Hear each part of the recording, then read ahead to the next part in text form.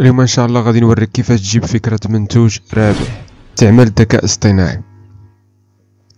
اول حاجة كتجي لتشات جي بي تي كتكليكي على وكتهضر معاه، يعني بهذه الطريقة هذه. انا غنوريك هذه الطريقة باش ماشي الطريقة العادية هذه، غادي يقلب لك في الانترنت ويشوف لك الدومينات اللي خدامين بالفعل. المهم غادي نكليكي هنا وغادي نقول له اعطيني افكار منتوجات رابحة في المغرب، اعمل بحث على الانترنت واعطيني افكار اللي هي بالفعل خدامة. صافي من بعد كتعمل اوكي.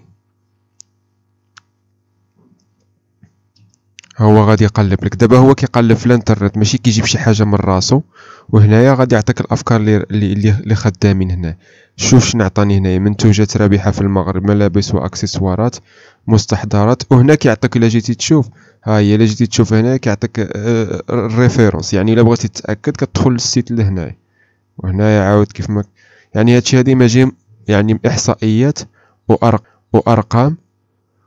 وهاد الطريقه هذه ما خدمه ماشي غير الا بغيتي تطرح اي سؤال، بغيتي تتاكد من المعطيات دائما قل له انه يقلب لك في الانترنت. وشكرا.